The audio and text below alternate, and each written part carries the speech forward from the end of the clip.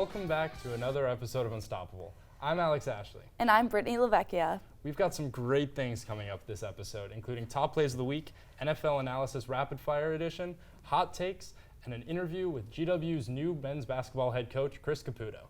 Let's get into the rundown. The GW men's basketball team held their first game of the season against Western Connecticut State University on October 30th. Not only was this the first game for the team this year, but it was also the debut of Coach Caputo's career here at GW. Transfer students Max Edwards and EJ Clark also had their Smith Center debut with a combined 5 of 9 shooting from long range. GW held a 29-point lead at its highest during the game. The team ended with a 17-point lead with a final score of 78-61. The season officially starts on November 7th when GW takes on Virginia State. GW's men's soccer team finished off their regular season last Saturday with a 3-0 win over George Mason. Goals from Elias Norris, Lucas Mataszewski, and Oscar Haynes-Brown helped. Their win helps solidify their 5th place seeding in their A10 tournament, and they go up against 4th seeded Loyola Chicago tomorrow. Good luck to that team. GW women's volleyball took on Davidson on October 15th with a 3-0 sweep. GW had a season-high percentage of .342 on Saturday with 56 kills led by MC Debeniak with 15 and Salem Johannes with 14. Bella Bowman also led with 20 digs. Tiara Porter made 7 stops at the net. This was an impressive game as this is the second loss for Davidson this season. GW is set to head off to Rhode Island for a pair of matches this upcoming weekend. Now, GW men's golfer Jacob Harinda went on a tear at the Stockton Invitational last week, breaking not one but 3 different school records for the 18, 36, and 54-hole game. His score of 199, 14 under par, was good enough to secure first place at the tournament, and it's his second top 2 finish of this fall season. That's it for the rundown. Next up, top plays of the week with Rami and Isa. Hey everyone, welcome back to Unstoppable Top Plays. My name is Isa. And my name is Rami. We have a lot more great plays to share with you from this past week, so let's jump right into them. Coming in at number 10, we have Andreas Athanasiou of the Chicago Blackhawks bringing the Hawks into the lead in the 3rd period. Athanasiou skillfully picks up the pass and then completely ties up Matt Dumba of the Minnesota Wilds, scoring a truly beautiful goal. Great stick work there, dodging through 2 defenders. I mean, truly, top right finish. Really great play, unstoppable play for the goalie there. Not much you can do. Cool. Really cool. Coming in at number 8, we have the Boston Celtics with Jaylen Brown in a poster dunk in overtime at the Celtics versus Cavaliers game this week. With the defense gone, Brown is able to get the ball up to make a spectacular dunk. Mitchell had no luck in defending. The Celtics have been unstoppable lately. Both this individual, Jaylen Brown, along with Jason Tatum, have been combining for an average of over 25 points a game. Ridiculous stats. Number 7, watches the New York Rangers winger Julian Gauthier, takes it up the ice all by himself, swings past the defender, and look at that finish on the right side of the goal. The angle has to be 15 degrees or less. I mean, that finish was ridiculous. Let's see it one more time. Goes past the goalie, swings it in from the right. Really great finish. Yeah, stopping at nothing to get that goal. In just 20 seconds, too. Coming in at number 6 is Bryce Harper hitting an amazing home run for the Phillies at the playoffs game Tuesday night, getting them an early lead against the Astros. Amazing and exciting night for Phillies fans. As you can see in this clip, they are going crazy. Absolutely. Coming in at number 5 is a NASCAR clip. Ross Chastain, video game style move to pass Denny Hamlin and make it into the final spot for championship number 4. I mean, he's hugging the wall here. You can see him go all the way from 10th place all the way up to the last qualifying spot. Really great move by Chastain. Truly great driving. I don't think I've seen anybody intentionally hug the wall before. Very gutsy. What a clip. Very gutsy. Coming in at number 4, we have Bam Adebayo. Crazy block on Jordan Poole. Poole taking it up the court, only to be backhand slapped by Adebayo against the glass. I mean, Poole had no chance on that layup. Adebayo was really close to him. Great block. Coming in at number 3, P.J. Walker, in his most desperate hour, rolls out to his left, launches it to his favorite receiver, DJ Moore. The Hail Mary to tie the game, and he hauls it in. What a catch by DJ Moore. And yes, they did miss the PAT, but we don't have to talk about that. It's all right. It's all right. What a play by the Panthers to even the game late in the 4th. Coming in at number 2, we have Micah Parsons impressively scoring. Leighton Vandersech comes in with the strip, and Parsons scoops up the ball and runs it all the way down without being touched. An incredible play by the Cowboys. And I believe when he got up, they just all thought he was down, and no ref blew the whistle, so he just kept running. Nobody saw it coming. Great heads-up play by the Cowboys there. Our top play of the week, number 1, the newest addition to the San Francisco 49ers, none other than Christian McCaffrey. He takes the outside throw, and then he launches it to his receiver, Brandon Ayuk, for about a 30-yard touchdown. That's more 30-yard passing touchdowns than Jimmy Garoppolo on the entire season. Christian McCaffrey doing it all for the 49ers, and a really triple threat for this offense. An awesome play. That wraps up today's top 10 plays of the week. Thank you, everybody, so much for watching, and check us out on the next episode of GWTV's Unstoppable. Thanks, Rami and Isa, for counting those down this week. Next up, it's time for a brand new Unstoppable segment, NFL Analysis Rapid Fire Edition, with Shannen and Spencer. Take it away.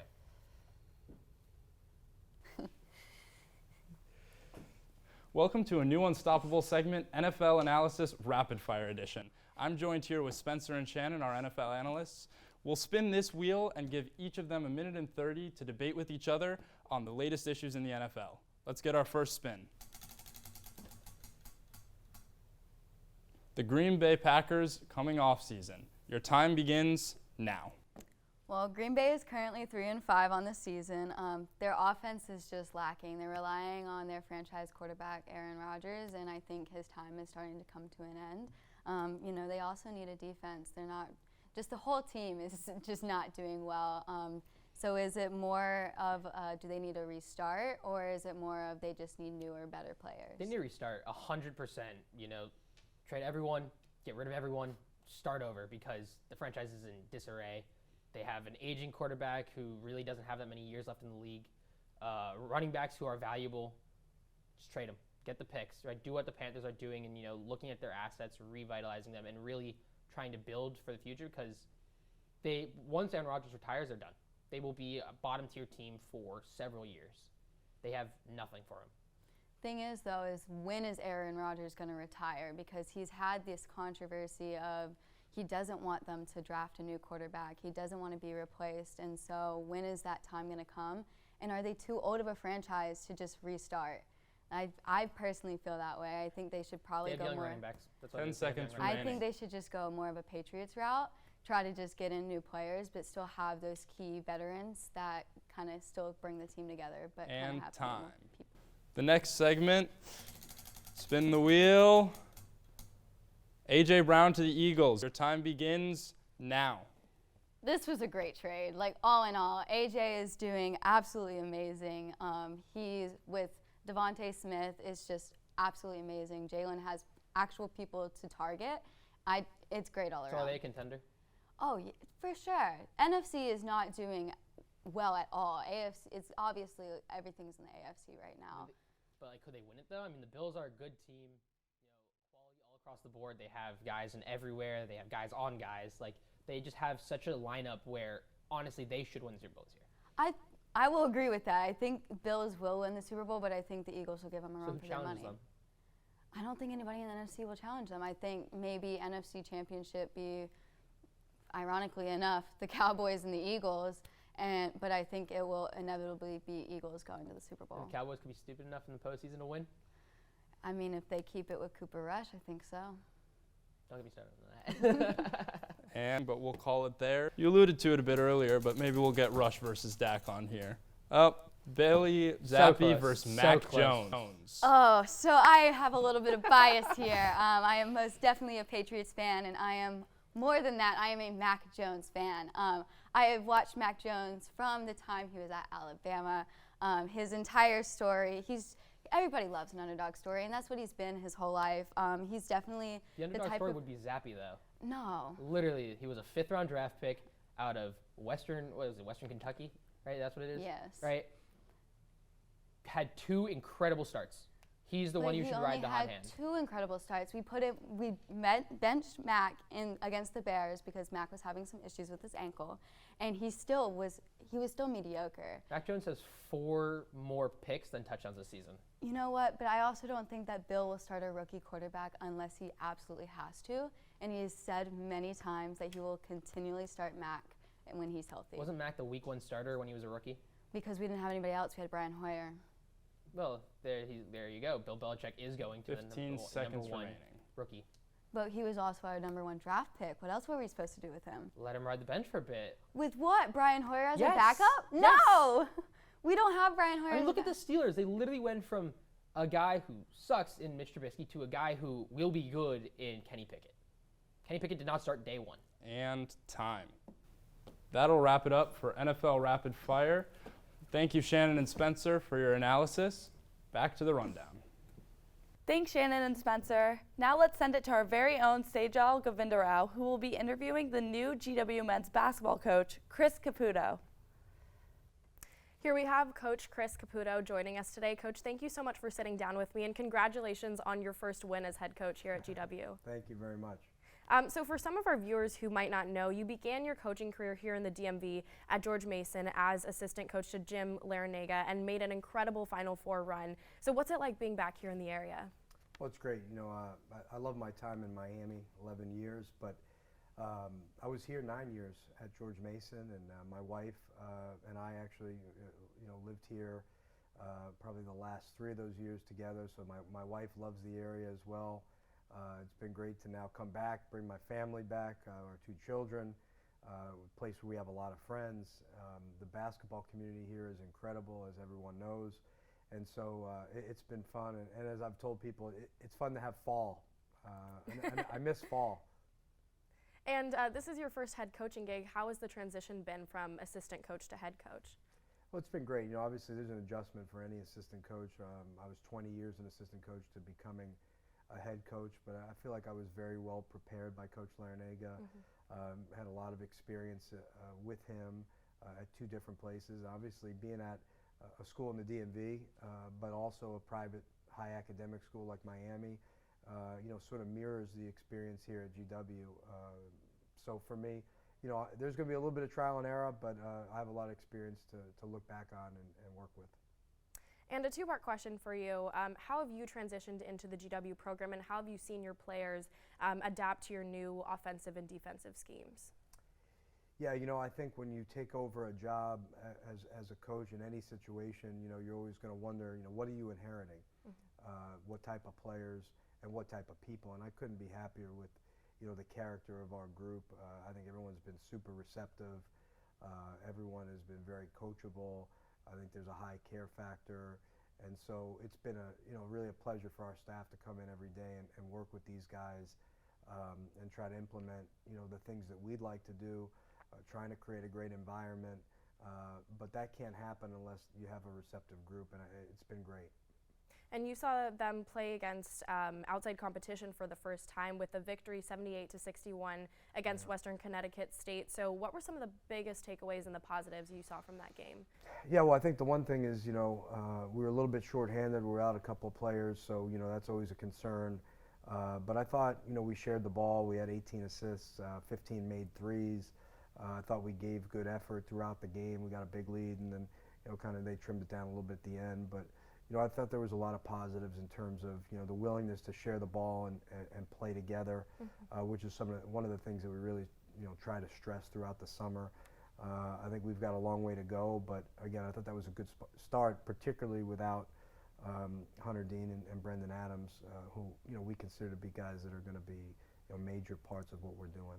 Yeah, talking about bench depth, as you just mentioned, how quickly do you expect them to return, and how much of an impact do you think they'll make on the team once they return? Yeah, I expect that they'll be back soon, and those 2 guys are veteran, and that's the thing about our team. While we're new, we do have some experience. A number of guys that have been in college, for several years, so 4th and 5th year guys. So in that regard, I think getting those 2 guys back who have that experience, coupled with some of our other more experienced guys, allows us to, have I think a strong starting 5, a team that can compete in the Atlantic 10, and then obviously we've got to develop the bench from there. The good news is some of the guys on the bench have been gaining some experience because of some of the injuries. And going back to that game, there was a little bit of a struggle in the second half. So what are some of the things that you're hoping to improve on for the season opener on Monday? Yeah, well, I think certainly, as we begin to develop some chemistry as a group, getting our full complement of players back, building that chemistry offensive and defensively. As I've said, with the starters, we can sort of strengthen the bench a little bit. Some of the guys that, played a high number of minutes in that game, they may not be asked to play that many minutes, but again, I think they've gained some valuable experience and footage. You make some mistakes, that's the best way to learn. And so you get out there, you get, lights are on, you do some things well. We want to applaud those and reinforce those good things, and then the things that you do wrong, want to learn from. And I think we have some of that now on tape from Western Connecticut. And as we wrap this up, last question. This past March, your Miami squad made it all the way to the Elite Eight. So do you think it's possible for GW to go to the big dance? Oh, certainly. I think it's been done before. That's one of the reasons why I came here. GW's, been to the Sweet 16, under Coach Jarvis, been to the NCAA tournament under Coach Penders. Coach Hobbs, 3 straight NCAA tournaments in the mid-2000s. Coach Lonergan, NCAA tournament NIT champion. So it's been done here several times over the last 30 years.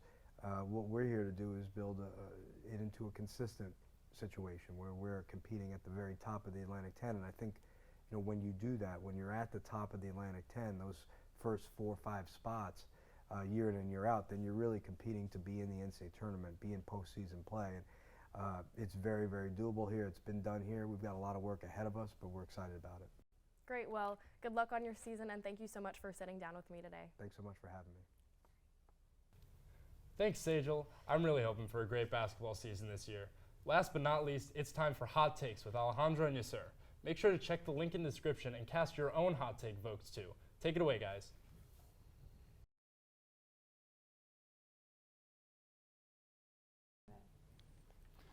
Welcome to Unstoppable's Hot Takes with Alejandra and Yasser.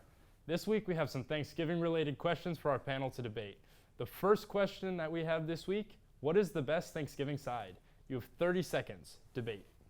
Okay, mine has to be mashed potatoes. You cannot go wrong with mashed potatoes. It is the best compliment. Nice, buttery, soft with a nice brown No, there is no gravy. way. Perfect. There is no way. Mashed potatoes are too light. You need something heavy. You need something like baked mac and cheese. Yeah, but if They're you good. eat something heavy, how are you going to stay up for Thanksgiving program? No, that's the 10 point of Thanksgiving. seconds. Yeah, it has to be like something that fills you for the whole day. Something that makes you want to like just sleep at the end of the day and wake up like 2 You days don't after. do anything else on Thanksgiving? No, you have to, but like while sitting. So you need something And that gives time. you perfect. Both are pretty good options, baked mac and cheese and mashed potatoes. I don't know what you're talking about with mashed potatoes not being heavy, but we'll call both of those pretty even. Personally, I got to give it to the baked mac and cheese. I'm a cheese person at heart. For the next question, what do you watch on Thanksgiving Day? You have 30 seconds. Debate. So for me, Thanksgiving is all about gatherings, family, friends, whatever. And usually with gatherings, you need something that everyone can watch. Sports doesn't work, documentaries doesn't work, dog shows, parades. Documentaries? Yeah, nothing No. works. The only thing that works is like sitcoms, No, what comedy. you have to have is Dallas Cowboys football at 3:30 when everybody's No. awake, everybody's has No, eat, there is had no had way. their first 10 round of seconds. eating. No, you You need get to comedy. watch the game, you get halftime, you get No, you no, know, a you need second comedy. You round need to have after the All game's right, over. friends, The and that Office. is time. I will say I do love both of those things. Football is great, plus watching movies, sitcoms, other things. I got to give it to football, though. Football on Thanksgiving is a classic. Those 2 points are split, 1 to Yasser and 1 to Alejandra. Check the link in our description to vote on your favorite of each of those categories as well. Thanks for tuning in to Hot Takes. Back to the rundown. That's all for this week's episode. And from all of us here at Unstoppable, thanks for watching.